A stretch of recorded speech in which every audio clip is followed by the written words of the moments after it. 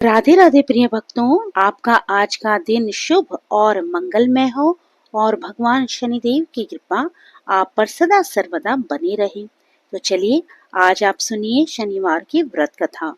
एक समय स्वर्गलोक में सबसे बड़ा कौन है के प्रश्न पर 9 ग्रहों में वाद विवाद हो गया। विवाद इतना बढ़ा कि परस्पर भयंकर युद्ध की स्थिति बन गई। निर्णय के लिए सभी देवता देवराज इंद्र के पास पहुँचे और बोले, हे देवराज, आपको निर्णय करना होगा कि हम में से सबसे बड़ा कौन है। देवताओं का ये प्रश्न सुनकर देवराज इंद्र उलझन में पड़ गए। इंद्र बोले, मैं इस प्रश्न का उत्तर देने में असमर्थ हूँ। हम सभी पृथ्वी लोक में उज्जैनी नगरी में राजा विक्रमादित्य के पास चलते हैं। वे बहुत ही न्यायप्रिय हैं। देवराज इंद्र सहित सभी ग्रह उज्जैनी नगरी पहुँचे। महल में पहुंचकर जब देवताओं ने उनसे अपना प्रश्न पूछा तो राजा विक्रमादित्य भी कुछ देर के लिए परेशान हो उठे, क्योंकि सभी देवता अपनी अपनी शक्तियों के कारण महान थे। किसी को भी छोटा या बड़ा कह देने से उनके क्रोध के प्रकोप से भयंकर हानि हो सकती थी। अचानक राजा विक्रमादित्य को एक उपाय सूझा और उन्होंने विभिन्न धातुओं स्वर्ण, रजत, कांसा, तांबा, सीसा, रांगा, जस्ता, अब्रक व लोहे के 9 आसन बनवाए। धातुओं के गुणों के अनुसार सभी आसनों को एक दूसरे के पीछे रखवाकर उन्होंने देवताओं को अपने अपने सिंहासन पर बैठने को कहा। देवताओं के बैठने के बाद राजा विक्रमादित्य ने कहा, आपका निर्णय तो स्वयं ही हो गया। जो सबसे पहले सिंहासन पर विराजमान है वही सबसे बड़ा है। राजा विक्रमादित्य के निर्णय को सुनकर शनि देवता ने सबसे पीछे आसन पर बैठने के कारण अपने को छोटा जानकर क्रोधित होकर कहा, राजा विक्रमादित्य, तुमने मुझे सबसे पीछे बिठाकर मेरा अपमान किया है। तुम मेरी शक्तियों से परिचित नहीं हो। मैं तुम्हारा सर्वनाश कर दूंगा। शनि ने कहा, सूर्य एक राशि में 1 महीने, चंद्रमा 2.25 दिन, मंगल 1.5 महीने, बुध और शुक्र 1 महीने, बृहस्पति 13 महीने रहते हैं, लेकिन मैं किसी राशि पर 7.5 वर्ष तक रहता हूँ। बड़े बड़े देवताओं को मैंने अपने प्रकोप से पीड़ित किया है। राम को 7.5 के कारण ही वन में जाकर रहना पड़ा और रावण को 7.5 के कारण ही युद्ध में मृत्यु का शिकार होना पड़ा। राजा, अब तू भी मेरे प्रकोप से नहीं बच सकेगा। इसके बाद अन्य ग्रहों के देवता तो प्रसन्नता के साथ चले गए, परंतु शनिदेव बड़े क्रोध के साथ वहां से विदा हुए। राजा विक्रमादित्य पहले की तरह ही न्याय करते रहे। उनके राज्य में सभी स्त्री पुरुष बहुत आनंद से जीवन यापन कर रहे थे। कुछ दिन ऐसे ही बीत गए। उधर शनि देवता अपने अपमान को भूले नहीं थे। अब विक्रमादित्य पे शनि की 7.5 शुरू हुई, तो विक्रमादित्य से बदला लेने के लिए एक दिन शनिदेव ने घोड़े के व्यापारी का रूप धारण किया और बहुत से घोड़ों के साथ उज्जैनी नगरी में पहुंचे। राजा विक्रमादित्य ने राज्य में किसी घोड़े के व्यापारी के आने का समाचार सुना तो अपने अश्वपाल को कुछ घोड़े खरीदने के लिए भेजा। घोड़े बहुत कीमती थे।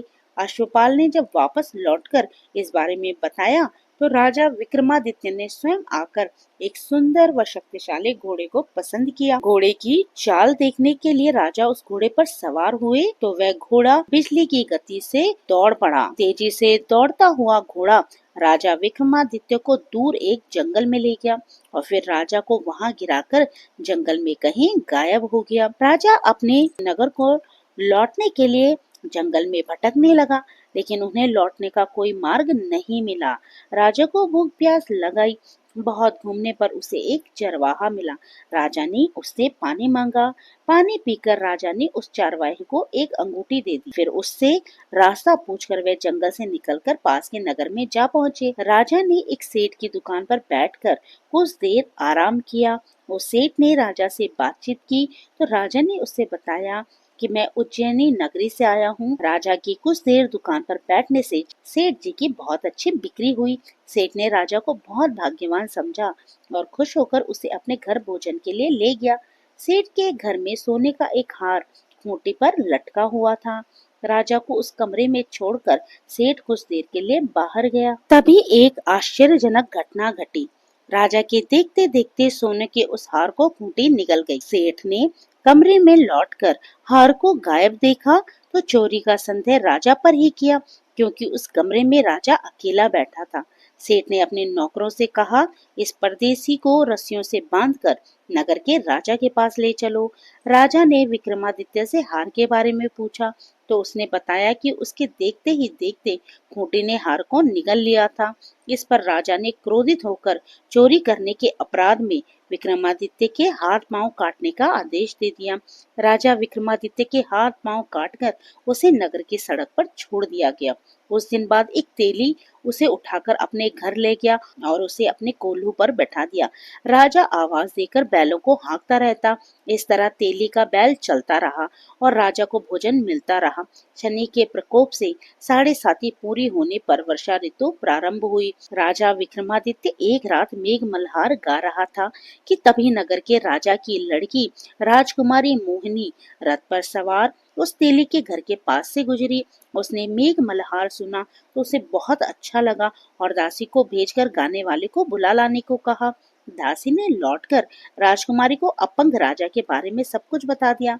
राजकुमारी उस मेघ मल्हार से बहुत मोहित हुई, अतः उसने सब कुछ जानकर भी अपंग राजा से विवाह करने का निश्चय कर लिया।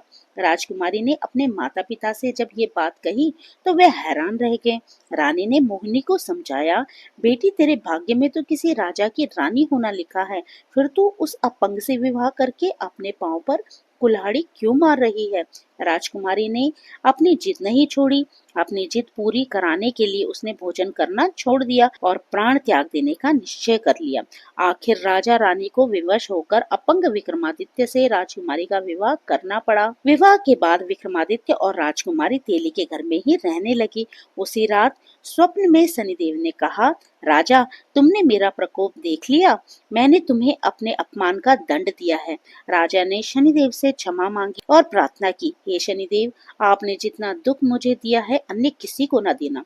शनिदेव ने कुछ सोचकर कहा, राजा, मैं तुम्हारी प्रार्थना स्वीकार करता हूँ। जो कोई स्त्री पुरुष मेरी पूजा करेगा, शनिवार को व्रत करेगा, मेरी व्रत कथा सुनेगा, उस पर मेरी अनुकंपा बनी रहेगी।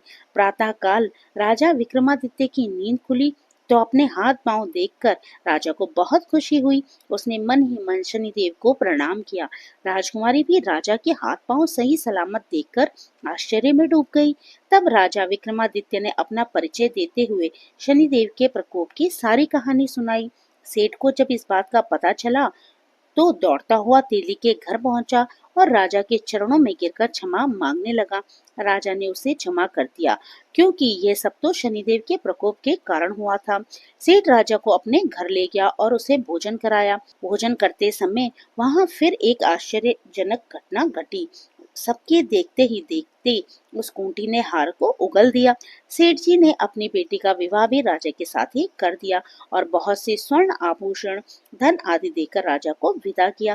राजा विक्रमादित्य राजकुमारी मोहिनी और सेठ की बेटी के साथ उज्जैनी पहुंचे तो नगरवासियों में हर्ष की लहर दौड़ गई और सबने उनका स्वागत किया। अगले दिन राजा विक्रमादित्य ने पूरे राज्य में घोषणा कराई कि शनिदेव सब देवों में सर्वश्रेष्ठ हैं। प्रत्येक स्त्री पुरुष शनिवार को उनका व्रत करें और व्रत कथा अवश्य सुने। राजा विक्रमादित्य की घोषणा से शनिदेव बहुत प्रसन्न हुए। शनिवार का व्रत करने और व्रत कथा सुनने के कारण सभी लोगों की मनोकामनाएं शनिदेव की अनुकंपा से पूरी होने लगी और सभी लोग आनंद पूर्वक रहने लगे। तो बोलिए शनिदेव महाराज की जय हो। तो प्रिय भक्तों, ये थी आज की कथा। ये कथा आपको कैसी लगी कमेंट करके बताइएगा। अच्छी लगी हो तो लाइक कीजिएगा। आप मेरे चैनल पे नए हो और इस कथा को सुन रहे हो तो प्लीज मेरे चैनल को सब्सक्राइब कीजिए और मुझे आगे बढ़ने के लिए प्रोत्साहित कीजिए। तो फिर प्रभु का नाम लेते रहिए और पुण्य के भागी बनते रहिए। जय श्री कृष्णा। राधे राधे।